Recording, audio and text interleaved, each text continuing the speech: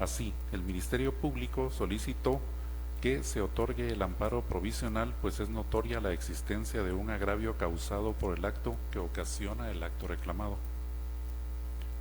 Por su parte, la Comisión Internacional contra la Impunidad en Guatemala, en relación con el amparo provisional, requirió que se otorgue amparo provisional protegiendo provisionalmente a la Comisión Internacional y al Ministerio Público en el sentido y como consecuencia se suspenda la decisión de no dar lugar a formación de causa en contra de las personas ya mencionadas. Este auto se menciona ahí en el entrecomillado que es el de fecha 27 de febrero de 2019. La Corte de Constitucionalidad en el auto de esta fecha indica que analizó los escritos contentivos de las acciones de amparo y la decisión que constituye el acto reclamado, y concluye que, a su juicio, es aconsejable la concesión de la protección interina requerida, en congruencia con los términos que lo pidieron las entidades que solicitaron los amparos ya mencionados. Por consiguiente, otorga el amparo provisional solicitado y como consecuencia deja en suspenso la resolución que constituye el acto reclamado que emitió la Corte Suprema de Justicia. Esto mientras continúa la tramitación de los amparos promovidos y se analizan en sentencia las denuncias de violación de derechos constitucionales que formularon los promotores de los amparos ya dichos. Por aparte, resolvió diversos asuntos de incidencias procesales que estaban acá en la Corte, y de los relevantes son 12 autos por medio de los cuales anuló actuaciones y dejó sin efecto diversos amparos provisionales por razón de que habían sido dispuestos por jueces que carecían de competencia por razón de territorio. Derivado de ello se dejó sin efecto cualquier consecuencia que se hubiera derivado de esas protecciones interinas que se dejaron sin vigencia.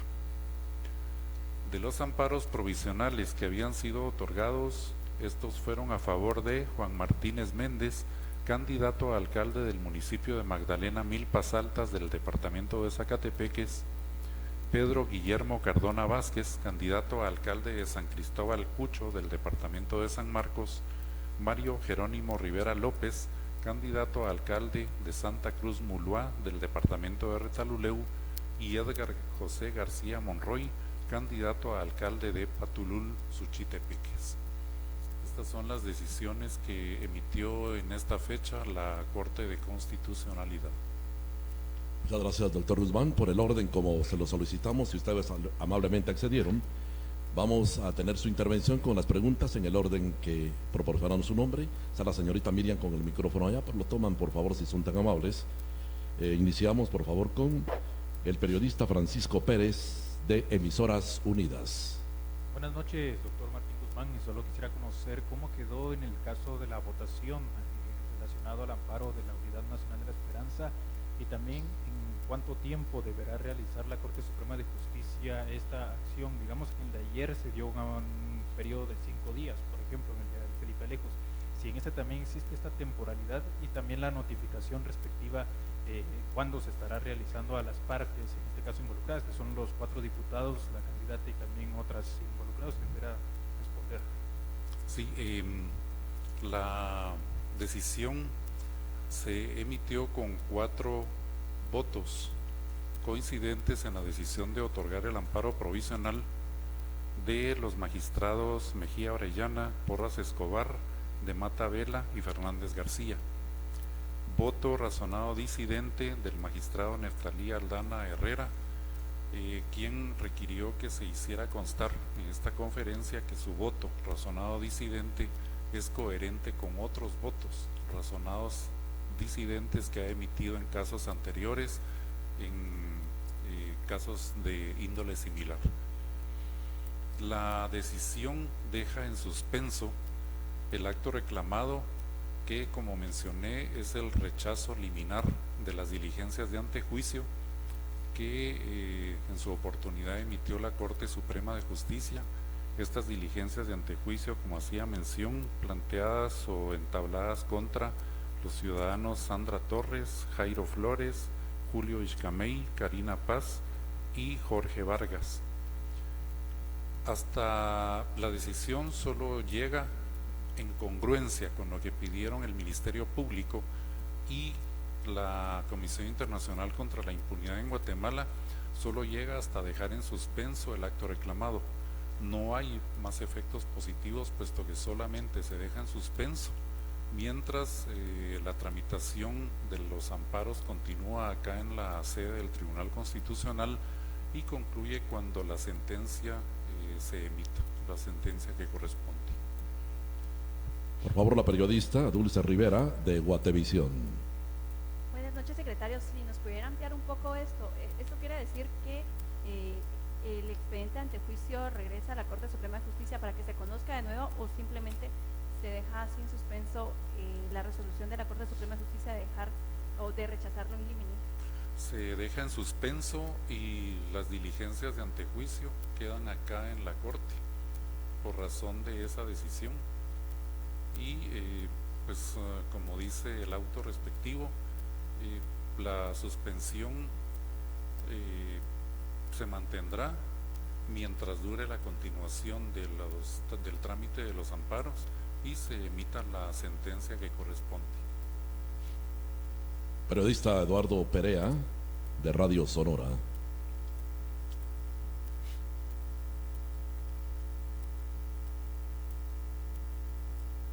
Secretario, buenas noches. Solo quisiera que me reiterara los nombres de los magistrados que votaron a favor y en contra de esta decisión. En la decisión que corresponde a los amparos en única instancia, votaron a favor de otorgar amparo provisional los magistrados Bonerge Amílcar Mejía Orellana, Gloria Patricia Porras Escobar, José Francisco de Mata Vela y María Cristina Fernández García. Emitió voto razonado disidente el magistrado Neftalí Aldana Herrera. Los demás casos contaron con el voto unánime de los miembros del tribunal que integraron corte. Periodista Heidi Quino, de La Hora, por favor. Buenas noches, secretario. Mi pregunta quizás se sale un poco del tema. Yo solo quiero saber, digamos, ayer se conoció que el Pleno retiró de agenda el caso de Sandra Torres, y por eso ayer no se conoció y hoy sí se conoce. Mi pregunta es, digamos, ¿cómo llega a esta decisión el Pleno de Magistrados? Porque me imagino que hubo uno que dijo que se debería de hacer un análisis minucioso. Yo quisiera saber cómo fue que llegaron a este consenso y quién fue el magistrado que decidió que se hiciera este análisis minucioso. La decisión de retirar el asunto el día de ayer se tomó por requerimiento que hizo la magistrada Dina Josefina Ochoa Escrivá. En esta fecha no integró el tribunal ella, se remitió por parte de su persona un aviso de su ausencia el día de hoy por estar sufriendo quebrantos de salud. Hoy mismo, como lo manifestó el señor presidente en algunas entrevistas que hicieron en medios de comunicación, se decidió generar agenda extraordinaria con el objeto de conocer y resolver este asunto. ¿Otra pregunta más? Vamos, por favor. Por favor, Miriam, por este lado. Secretario, muy buenas noches. Alejandro Castillo, de TV Azteca. Si usted nos pudiera dar tal vez una explicación por qué a veces se tardan tanto en resolver algún proceso, algún amparo y todo. Y hago referencia a esta pregunta porque SEDECON hace o emite más bien un comunicado donde da a conocer de que esto se puede dar incluso como maliciosamente. Entonces, si usted nos pudiera dar una explicación en estos casos, ya que ellos argumentan de que existen algunos plazos legales para que los magistrados de la Corte de Constitucionalidad conozcan algunas acciones legales. Sí, en el tiempo las cuestiones que vienen a la Corte pues ameritan análisis de los antecedentes que se acompañan a cada uno de los amparos que se promueven. Y no podría yo calificar como maliciosa esta situación, dado que esa calificación pues es una calificación meramente subjetiva. Pensaría yo que la decisión de emitir resoluciones o la decisión de retirar en alguna medida algunos casos se toma por el hecho del volumen o de la necesidad de análisis de los antecedentes que acompañan a los amparos. Ayer me quedé un tanto corto al referirles a ustedes de cuántos folios se compuso el antecedente de este amparo, cuando mencioné que eran 1300, y no es así.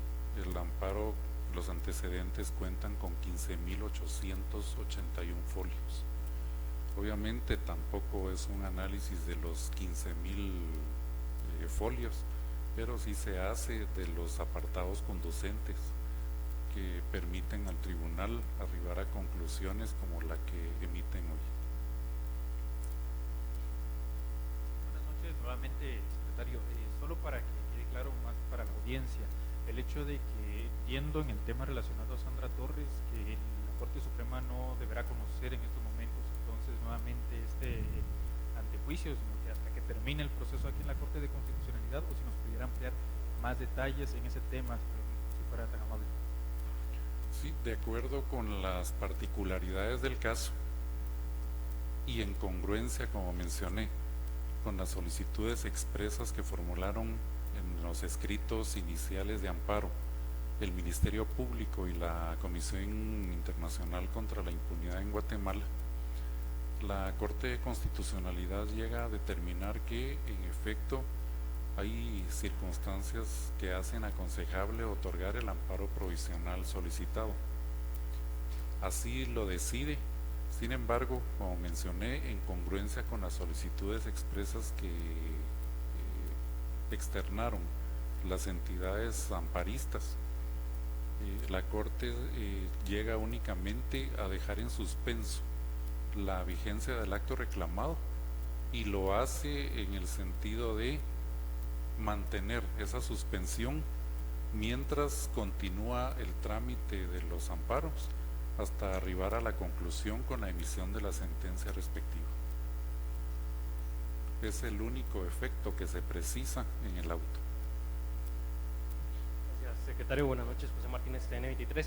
En este sentido, secretario, luego de que usted deja en claro que en estos momentos la Corte Suprema de Justicia no va a conocer de nuevo el antejuicio, me gustaría que nos explicara, porque no nos queda del todo claro, en este momento la CC, entonces, ¿qué o a quién delega esa responsabilidad y si se deja eso en la resolución?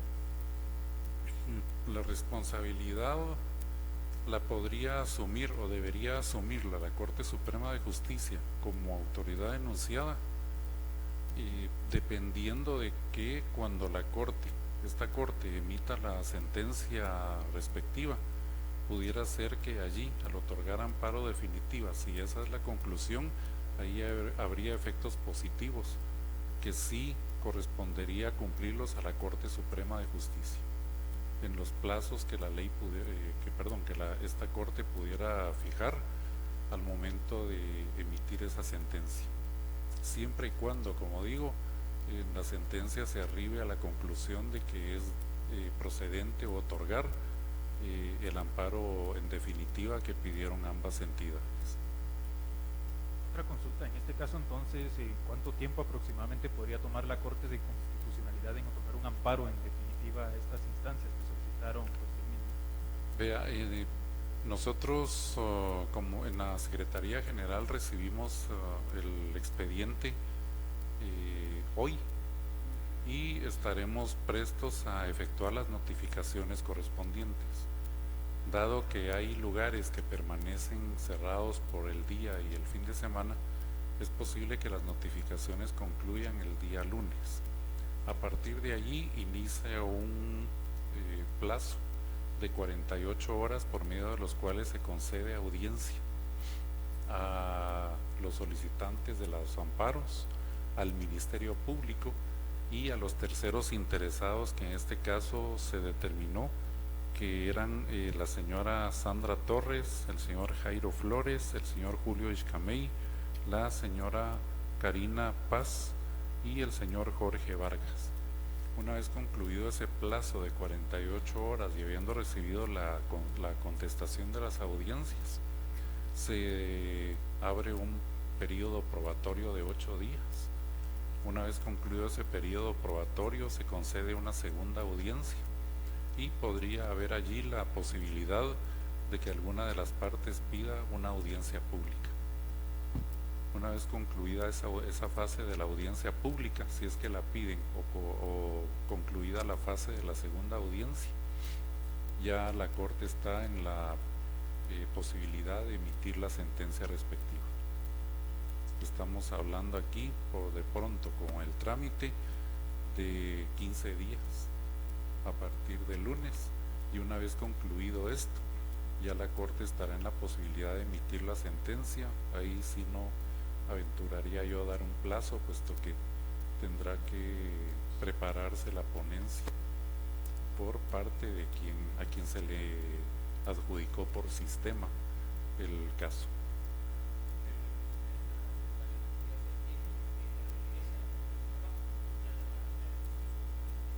No, tendría que regresar a la Corte Suprema de Justicia, dependiendo, como dije, si se otorga el amparo en definitiva.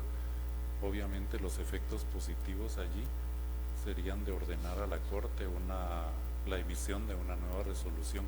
Esto hipotéticamente lo digo, puesto que sería solo en el caso de que esta Corte llegara a determinar que sí resulta procedente declarar con lugar los amparos entablados. Secretario, disculpe, solo para que nos quede claro, entiendo que ahorita se deja en suspenso el fallo de la Corte Suprema que rechazó in limine, pero con este amparo que otorga la CC no pasa nada con el antejuicio, o sea, no es que los magistrados de la Corte Suprema de Justicia deban entrar a conocerlo nuevamente.